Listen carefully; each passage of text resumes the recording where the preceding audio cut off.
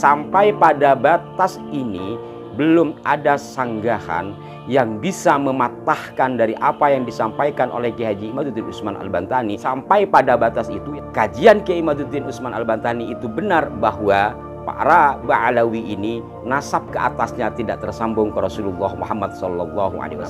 NKRI harga mati, padahal sejarah NKRI sudah dirusak. Sementara perusakan sejarah adalah bisa jadi awal penjajahan satu bangsa. Ada pula yang menambahi NKRI harga mati, bela Kiai sampai mati, Mbah Hashim dihina, diam saja. Assalamualaikum warahmatullahi wabarakatuh. Salam jumpa, salam sejahtera untuk Anda semua. Salam persaudaraan dari kami Arah 9 Channel.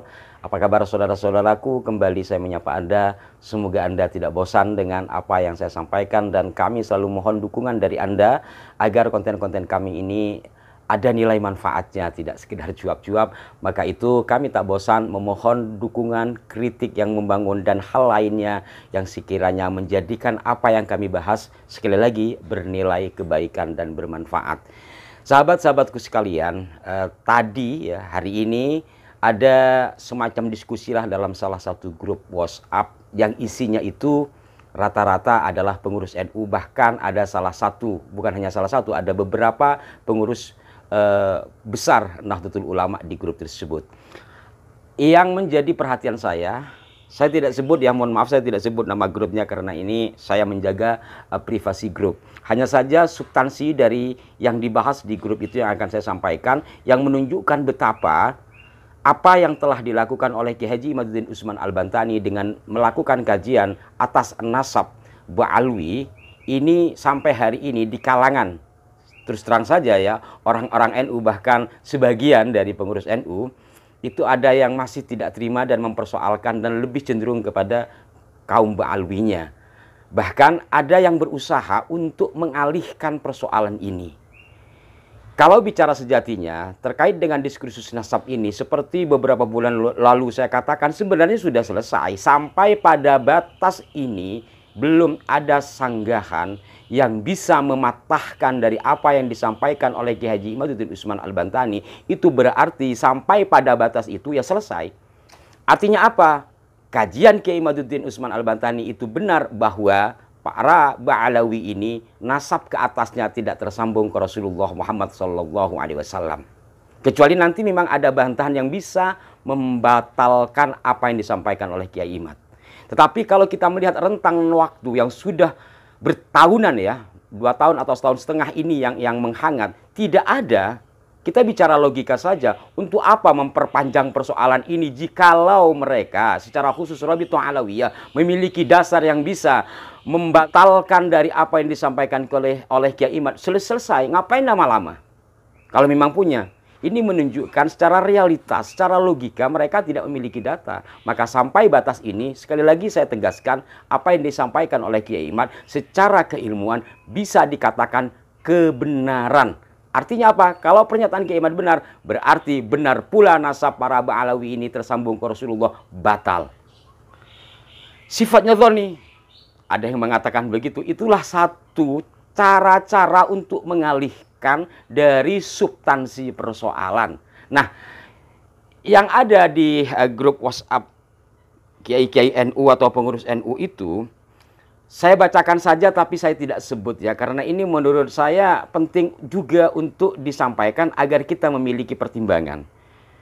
Tidak penting juga membahas tentang Ba'alawi dan Wali Songo. Saatnya menggali kemajuan teknologi perang, pertanian, perkebunan, kelautan, dan kemakmuran pangan, dan dari Majapahit, Kalingga, Ternate, Tidore, Demak, Pajang, Mataram lebih elok. Dalam satu sisi tampak benar, tapi membahas persoalan itu harus ada pemetaan masalah. Nah, di sini kayaknya Pak Kiai NU ini atau mungkin juga pengurus NU ini tidak memahami pemetaan masalah. Kemudian dilanjutkan, mempelajari antropologi sejarah Habib Utsman bin Yahya hingga Habib Hasan As-Sakaf yang juga ikut membidani cikal bakal lahirnya NU, juga mencari keberadaan Maqbarah Syekh Ghanaim lebih urgen ketimbang larut dalam tesis Kiai Haji Imaduddin yang salah tempat pembahasannya dan seterusnya. Di luar konteks dia mengatakan kajian Kiai Imaduddin salah tempat, di sini juga telah terjadi pengaburan sejarah. Intinya, kalau menggunakan bahasa yang tren, katakanlah Kiai ini muhibbin, gitu ya, muhibbin istilahnya ya, ingin membelokkan persoalan, ingin mengalihkan diskursus nasab ini kepada hal yang seakan-akan lebih penting, lalu mencoba mengaitkan kepada persoalan NU, tapi dengan sendirinya dia telah membelokkan sejarah NU. Saya ulangi, mempelajari antropologi sejarah Habib Utsman bin Yahya hingga Habib Hasan As-Saqqaf dalam kurung yang juga ikut membidani cikal bakal lahirnya NU, juga mencari keberadaan Maqbarah Syekh Ghanaim lebih urgen ketimbang larut dalam tafsir Ki Haji Imaduddin Utsman. Di mana untuk Syekh Ghanaim Al-Amir Al-Misri, jujur saya tidak mengetahui makam beliau ada di mana.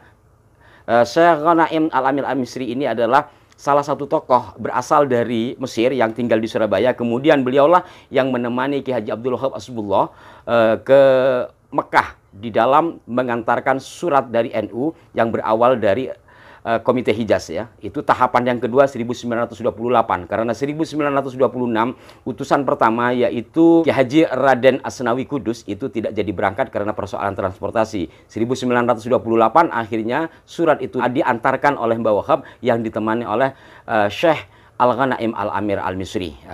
Makbarahnya di mana jujur saya tidak tahu. Ini penting juga, penting untuk diketahui biar kita bisa berziarah. Tetapi di sisi lain ketika Kiai ini mengatakan mempelajari antropologi sejarah Habib Utsman bin Yahya hingga Habib Hasan As-Saqqaf yang juga ikut membidani cikal bakal berdirinya lahirnya NU, itu dari mana dasarnya? Coba lihat Habib Utsman bin Yahya yang dimaksud ini mungkin Mufti Batavia. Karena beliau sangat dikenal, di sini tidak disebut. Dan saya tanyakan siapa yang dimaksud oleh panjenengan tentang Habib Utsman bin Yahya ini tidak dijawab. Kalau yang dimaksud adalah Mufti Batavia, lihat tahun wafat beliau berapa? Belum NU berdiri. Kalau dikatakan cikal bakal, kita semua tahu dalam buku-buku yang saya pelajari, Habib Utsman bin Yahya berpihak kepada Belanda hingga menjelang akhir hayatnya. Ini sudah berkali-kali saya sampaikan di sini. Sementara NU berdiri, selain untuk Ahlus Sunnah wal Jamaah, kemakmuran masyarakat, juga harapan untuk merdekanya Republik ini. Sebagaimana yang diungkap oleh Ki Haji Khairul Anam dalam bukunya, yang juga pernah kami ungkap di kanal ini.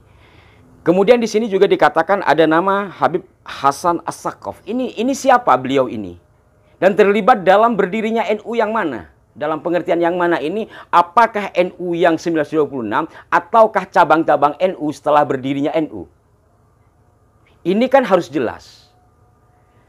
Saya memperlihatkan buku ini sering kali saya sampaikan karena ini menurut kawan-kawan disebut buku babon. Ini adalah buku anggaran dasar yang tentu menjelaskan kapan NU berdiri, seperti apa dan bagaimana. Di sini jelas diruntun dari persoalan-persoalan menjelang berdirinya NU sampai NU berdiri. Dalam catatan Komite Hijaz sebagai panitia untuk mengutus tokoh-tokoh ke Hijaz yang sebelumnya itu diawali dengan mengundang kiai-kiai, itu tidak ada satupun habaib yang tertera di sini. Ya, saya sudah berkali-kali menyampaikan sehingga mungkin tidak perlu stok shoot.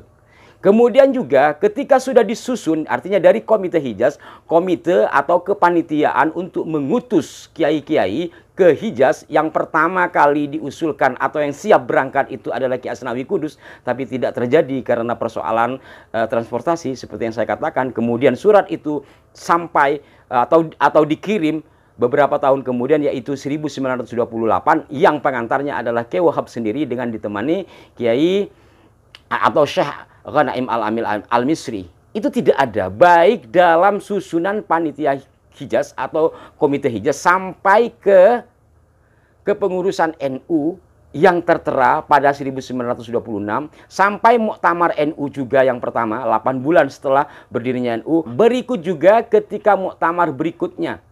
Karena muktamar pada saat itu hanya dilaksanakan 2 tahun sekali. Kalau sekarang 5 tahun sekali, pada saat itu 2 tahun sekali. Di sini dijelaskan nama-nama dari kepengurusan, mulai dari kepengurusan Komite Hijaz, hasil rapat Komite Hijaz yang melahirkan nama-nama pengurus, kemudian muktamar NU yang pertama, muktamar NU yang kedua, dan seterusnya. Kalau digaris besarkan kepada awal berdirinya 1926, dimulai dari Komite Hijaz, itu tidak ada. Artinya di era pendirian Nahdlatul Ulama sama sekali tidak ada tercantum nama Habaib. Ini mohon maaf bukan merendahkan, ini mencoba untuk meluruskan. Dan ternyata seperti yang saya katakan tadi, tidak sedikit dari saudara-saudara saya, saudara-saudara kita, bahkan kiai-kiai kita yang tidak terlalu memahami hal itu, lebih mempercayai cerita-cerita yang tidak jelas dasarnya. Kalau saya kembali lagi kepada diskusi kami di salah satu grup NU tadi, itu malah akhirnya merambat kepada isi ceramah dan tulisan terkait dengan terlibatnya abahnya atau mbahnya Habib Lutfi bin Yahya, yaitu Habib Hashim. Itu pun yang sudah berkali-kali saya bahas dan telah dimuat di NU Online pada 2017. Masih ada yang menyanggah. Ya mungkin karena saya ini siapa. Orang seringkali melihat siapa penyampainya, bukan apa yang disampaikan.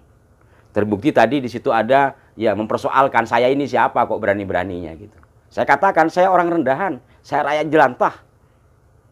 Tapi hati saya NU, darah saya NU, sebisa mungkin saya akan menjaga marwah NU, menjaga nama baik NU, menjaga kemurnian sejarah NU semampu-mampu saya.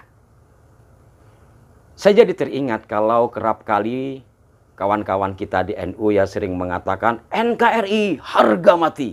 Padahal sejarah NKRI sudah dirusak. Apakah Anda, saudaraku, sudah melakukan pelurusan sejarah?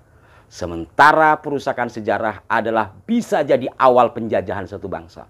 Ada pula yang menambahi NKRI harga mati, bela kiai sampai mati, Mbah Hashim dihina, diam saja. Mohon maaf, ini bukan berarti saya membenturkan diri kepada organisasi yang kami naungi, tetapi ini realitas yang terjadi. Saya tidak mengerti teori bentur-membentur. Saya menyampaikan apa yang saya mengerti. Saya hanya menyampaikan apa yang saya bisa. Saya menyampaikan sesuai dengan realitas yang ada. Simpulannya adalah dari apa yang saya sampaikan pada hari ini, telah terjadi upaya-upaya melemahkan kajian Kiai Imaduddin Usman Al-Bantani terkait dengan nasab Alwi, dengan kisah-kisah lain, bahkan dengan cerita-cerita yang tidak substansial. Dan sebagian itu dilakukan oleh sebagian dari orang-orang NU, bahkan pengurus NU. Maka itu, mari kita kawal persoalan diskursus nasab ini tetap pada jalurnya, yaitu jalur keilmuan. Mohon maaf jika ada kekeliruan. Sampai jumpa. Wassalamualaikum warahmatullahi wabarakatuh.